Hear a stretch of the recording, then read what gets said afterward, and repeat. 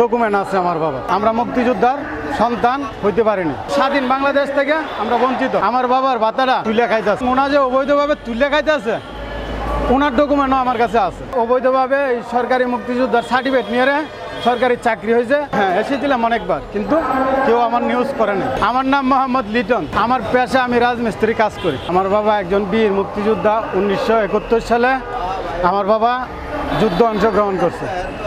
Laskar document আছে আমার বাবা। ডকুমেন্ট থাকা সত্ত্বেও আমরা মুক্তিযোদ্ধার সন্তান হইতে পারিনি। মুক্তিযোদ্ধা মন্ত্রণালয় আকমেল মোজাম্মেলের সাথে দেখা করছি, জামুকাতে দেখা করছি, বিজ্ঞান জাদুঘরে দেখা করছি, কিন্তু কোনো জায়গায় আমাদেরকে গ্রহণ করে না। অথচ ভারতের তালিকা আছে আমার বাবা। অবৈধভাবে শ্রীবতী উপজেলায় 5 জন অবৈধ মুক্তিযোদ্ধার স্বাক্ষর বিনিময়ে আমার বাবার ভাতাটা জোরপূর্বকভাবে তুলে খাইতেছে। ওইখানেও আমি নিউজ করার জন্য অনেক চেষ্টা করছি, কিন্তু কেউ নিউজ করে নাই। আমার বাবার সমস্ত ডকুমেন্ট থাকা সত্ত্বেও আমরা আজকে বঞ্চিত। এই স্বাধীন বাংলাদেশ থেকে আমরা বঞ্চিত, অধিকার থেকে বঞ্চিত। ভাতাটা তুলে খাচ্ছে যে 2014 সাল থেকে। ওই ভাতাটা চালু হচ্ছে যে 96 থেকে চালু হয়েছে। হ্যাঁ, এখনো ভাতাটা তুলে খাচ্ছে। আমার কাছে স্কোয়ার সম্পূর্ণ ডকুমেন্টস আছে, আমার বাবার ডকুমেন্টস আছে, এবং ওনা যে অবৈধভাবে তুলে খাইতেছে ওনার ডকুমেন্টও আমার কাছে আছে। কমান্ডারের সাথে দেখা করছি, এবং কমান্ডার 5 জনের সাক্ষ্য দিছে।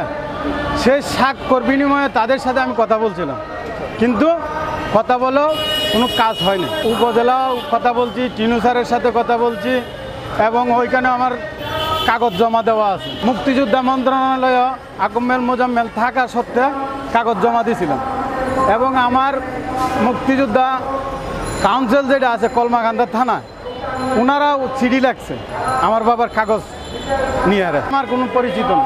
একজন ছেলে অবৈধভাবে এই সরকারি মুক্তিযোদ্ধার সার্টিফিকেট নিয়ে সরকারি চাকরি হয়েছে এবং আছে পুলিশে। আমার বাবার ভাতারা যে সে অবৈধভাবে তুলে খাইতেছে ওনার সম্পূর্ণ ডকুমেন্টস আমার কাছে আছে। আমার বাবার ডকুমেন্ট লেখা আছে, এই যে দেখেন, স্কোয়ার ডেট দেওয়া আছে। সরকারের কাছে আমার একটাই অনুরোধ, একজন বীর মুক্তিযোদ্ধার সন্তান হিসাবে যারা যুদ্ধ অংশগ্রহণ করছিল 1971 সালে, তাদেরকে যাচাই বাছাই করে সঠিক যারা মুক্তিযোদ্ধা তাদেরকে ভাতা প্রদান করার জন্য আমি বিনীতভাবে অনুরোধ জানাচ্ছি।